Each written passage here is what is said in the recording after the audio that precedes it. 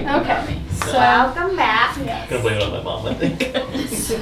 So what we want to talk about real quick is milk composition.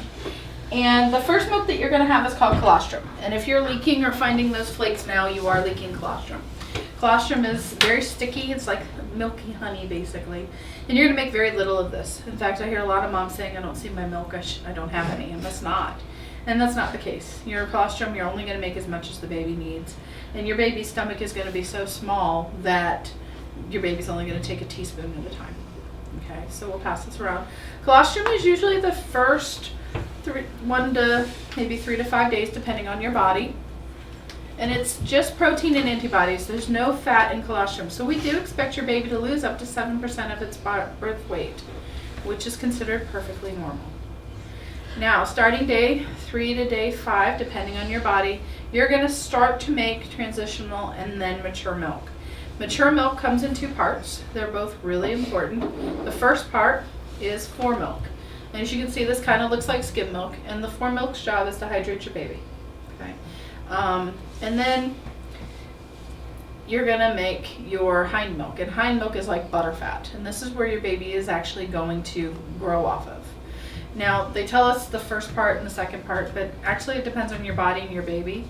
Your body knows the nutrients that your baby needs, and we need to trust your body to make what your baby needs in the right mix. So we'll pass these around. These are like rubberized, so they feel funny, but that's milk is fluid, so it's very heavy. Well, that's because they're rubber. The other thing that I wanted to point out is that we talk a little bit about pumping and storing the extra milk that we have. And you do have options for bottles. And one of the things that we do worry about with breastfeeding moms is something called nipple confusion, meaning the baby can get used to a type of bottle that's not like your nipple and cause issues. So we did want to point out this bottle has a really wide mouth nipple on it, kind of more like your body. So you want to try to get something like this. I'm not showing you this one for the product or get this one or anything along those lines. It's just you can see that there's a much more like your body's nipple to this bottle than this one. So we'll pass these around so you guys can look at them. Again, I'm not showing you the actual brand. I'm just showing you a for instance. Do you guys have any questions on the breastfeeding or the holds of the babies, or is anybody here having some concerns about breastfeeding or bottle feeding? Has anybody here breastfed before? Virginia has. So that's good. That's good. Did you tell them about the? Oh, the stupid thing inside. Okay, I'm sorry. That's what I call it. It's actually a little plastic piece that is used to mix formula. If you put formula in here. And the thing about formula is if you don't mix it all the way, you can actually give your baby a clump of formula, which could actually maybe perhaps choke them. So that's what that little piece in there is. If you were gonna actually breastfeed with this bottle, I would just take that piece out and use it as it is. Breast milk is actually kind of fragile as well, so you can't shake it, you can't stir it real hard, you can't put it in the microwave, you can't heat it up too fast, or you can actually destroy the proteins. So you have to be really kind of careful with breastfeeding. And hopefully you guys are all getting breastfeeding services with your care coordinator, and she has information in our breastfeeding book about how to take care of and store. What'd you say? I said, I don't know, ours is kind of a slacker. Oh, wow. Okay then. And on that note, Our boss isn't here. You can't get her in trouble. yeah, absolutely. I would it anyway. Totally We're made that part of this. Erase that part of the tape. We're sisters. We got each other's back. But yes, your care coordinator can educate you on how to take care of storing warm breast milk. Damn, Virginia, they're throwing you under the bus. She knows You're we're the happiest kidding. baby on the block first. Oh my goodness. All right, so we're gonna do an activity on contractions. So if you'll hand one of these out to each person. And we do not want the lactation, so I'm gonna.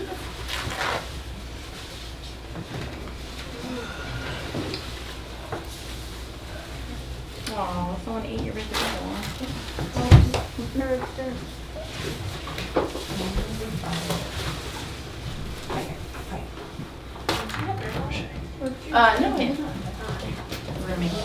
All right, so and hand one of these around. person. Virginia, are you going to participate? I can. I get the first. Oh, let me go get some. Oh, crap. She's gonna release me.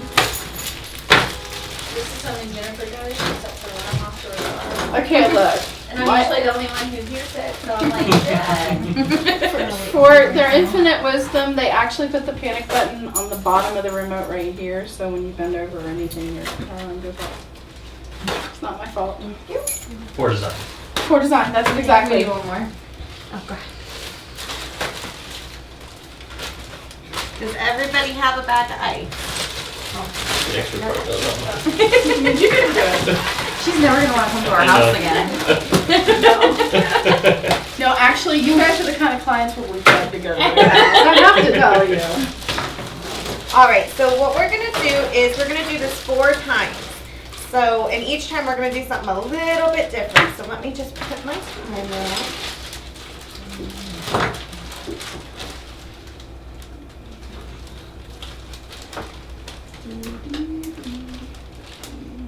I don't think I ever use this timer, so I have to like set it. Okay, so. Okay. So what we're gonna do is we're gonna imitate in a contraction that's lasting a minute. So what we're gonna do is we're gonna hold the ice in your hand. For this first time, I want you to concentrate on the ice and how it feels in your hand. And I'm gonna start the timer. Everybody got it? Now.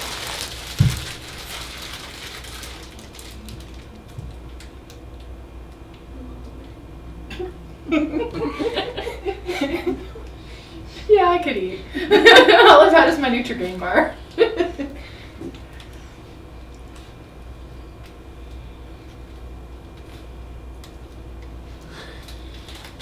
You're concentrating, right?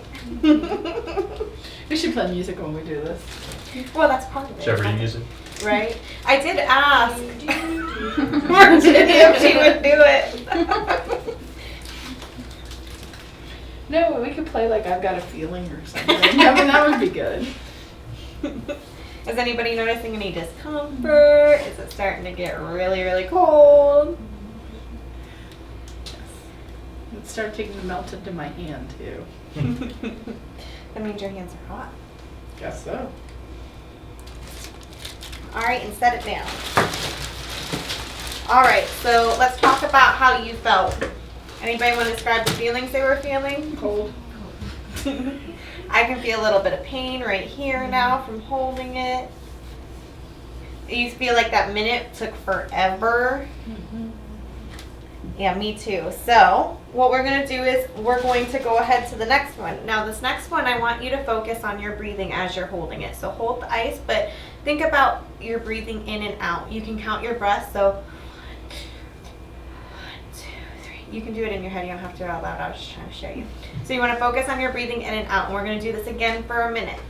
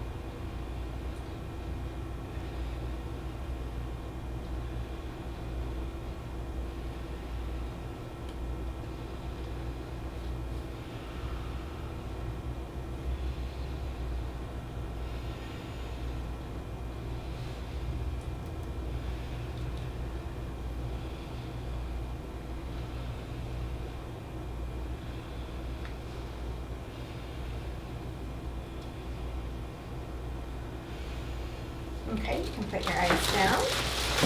Now, did you notice any difference in that one? Did the minute seem to go by any faster? Did you feel the ice a little bit less? Or was there no noticeable change for you? No noticeable change? Okay. I thought it was a little better. It went faster maybe. But maybe a little faster. Yeah. Okay. Now, the next one we're going to do a visual focal point. So you can choose anywhere in the room. I kind of put up a couple pictures of what I thought looked nice. on the window. So if you want to choose a visual focal point, it doesn't have to be one of those. It could be somebody else. It could be, you know, the slides. You're going to stare at Jennifer? Is that what you're doing? Because you leaned up. I was like, Staring at her. so I mean, do you want me to move? Like, why would you stare at me? So I'm going home alone. That's all I'm saying. Protect yourself now. you guys are so funny. So now while you're visualizing,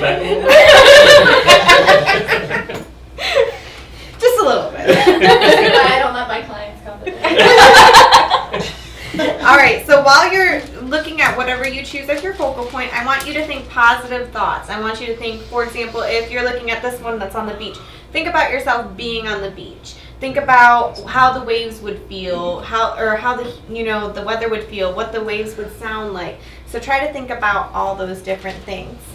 And start.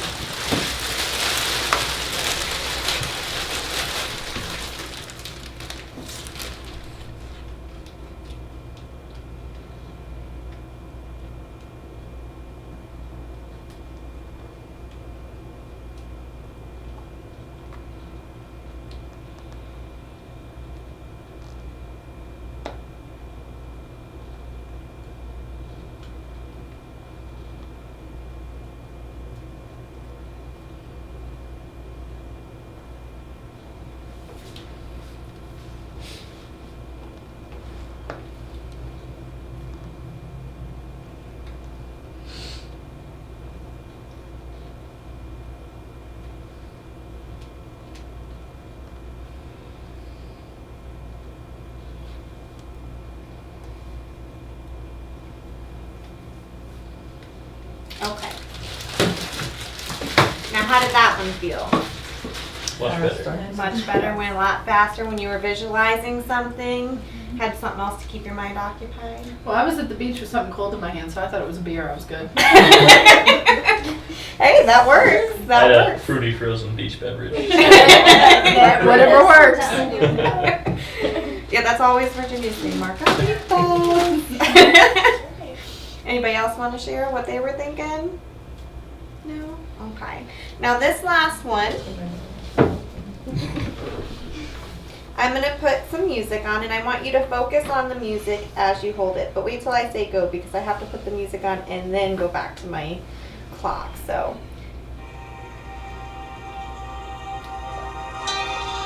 start.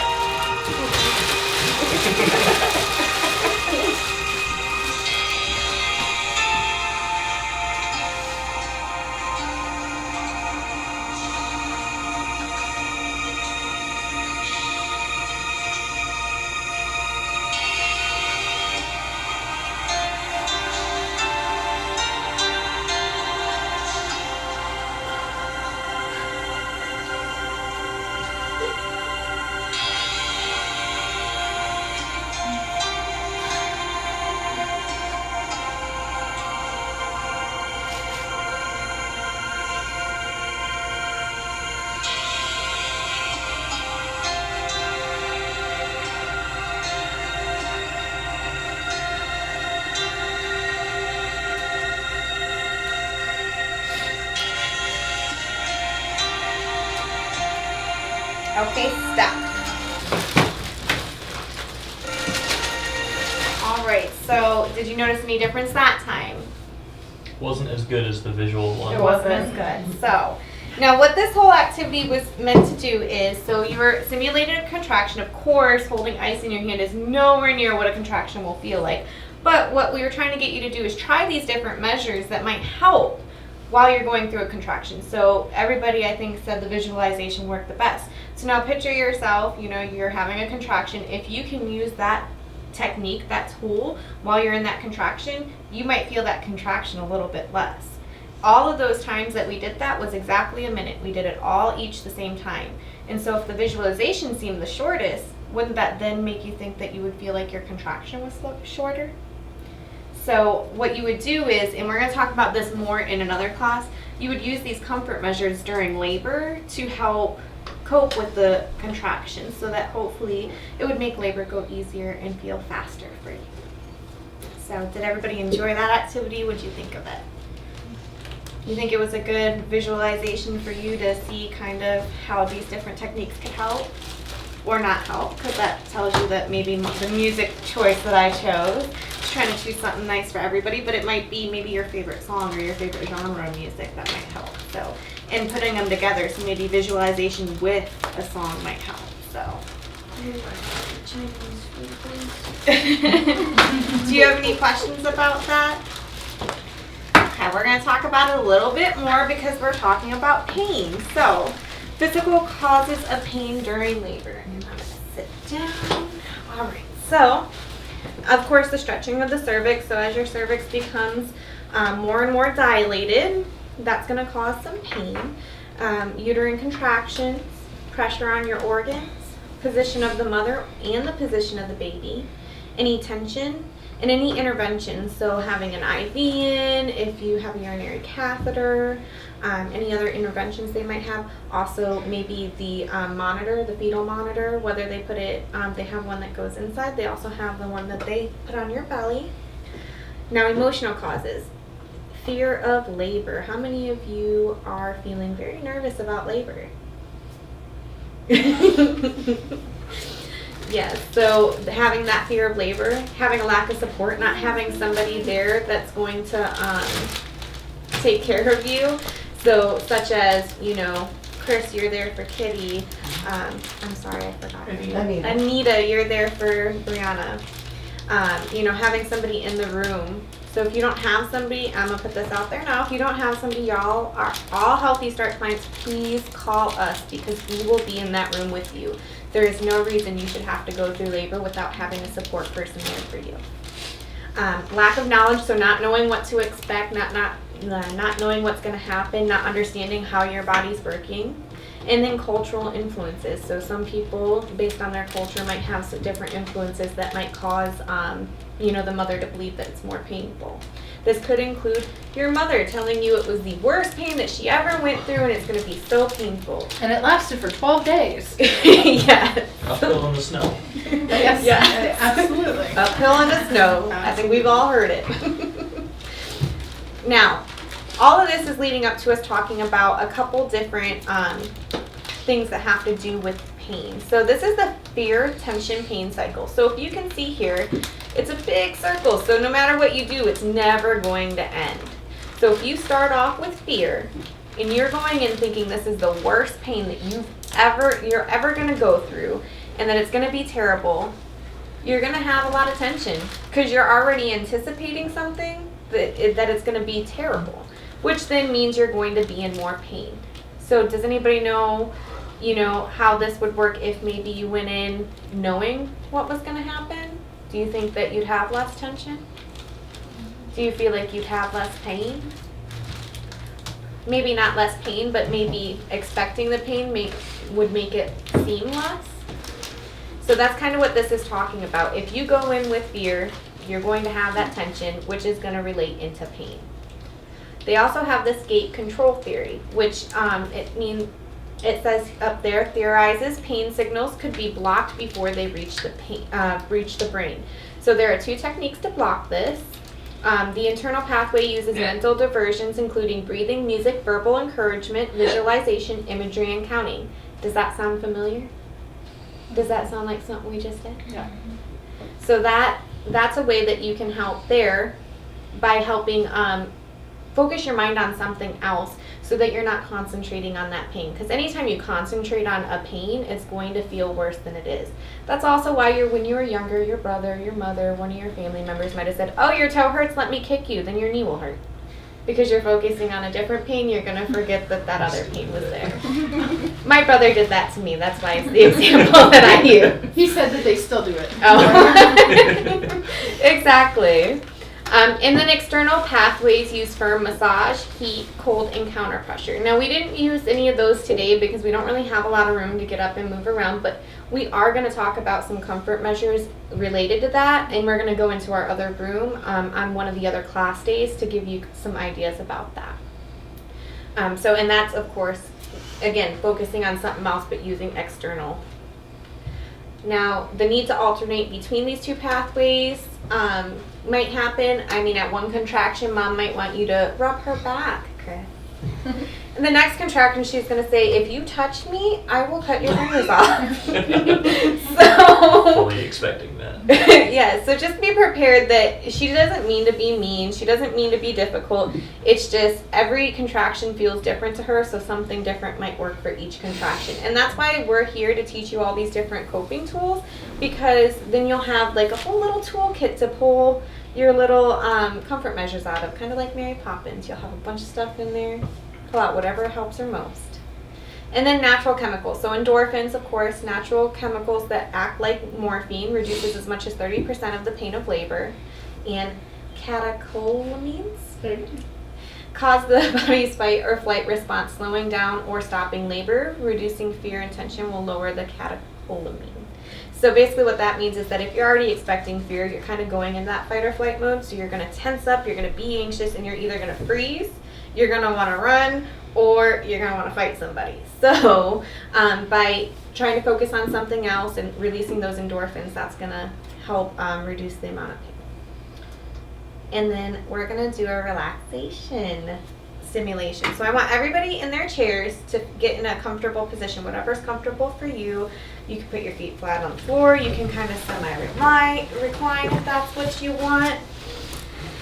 Whatever you feel is going to be the most comfortable. This is going to take a couple minutes, and what I'm going to do is I'm going to read this wonderful guided imagery.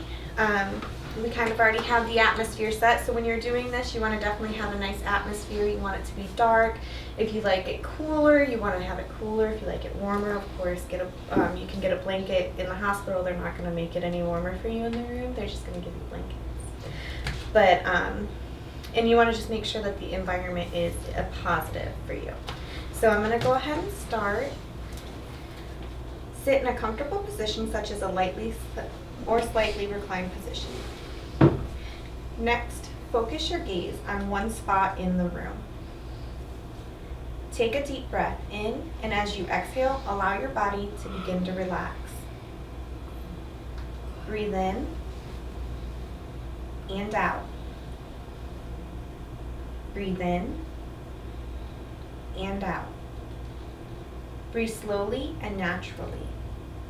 With each breath, allow the tension to be released so that with every breath you begin to relax more and more deeply. Breathe in and out, releasing the tension with your breath. Next, raise your shoulder towards your ears and slowly let your shoulders relax, dropping into a comfortable but loose position. Next, wiggle your toes a couple of times. Feel your feet and legs relaxing. You can open your hands once or twice. Feel your arms and your hands begin to relax as well. As you're breathing in and breathing out, feel the other muscles in your body begin to relax. You can feel it in your neck, your back. Your body's continuing to relax. Focus on your eyelids. You may feel them to begin to get heavier. You can allow your eyelids to become more relaxed. You can blink your eyes slowly, closing them, then opening them, closing, opening. With each blink, your eyelids become more and more relaxed. So relaxed that it might even be hard to open your eyes. Think about how good it would feel to close your eyes for a bit longer. Gently allow your eyes to close. Think about how relaxed it feels to close your eyes. Now it's time to reawaken your body and your mind. When you are ready, slowly start to move your muscles. Wiggle your fingers and toes. Open your hands and close them. Roll your shoulders forward and backward. Lean your head to the right and bring it back up. Then lean your head to the left and bring it back up. Stretch your arms above your head as you inhale, lowering them as you exhale.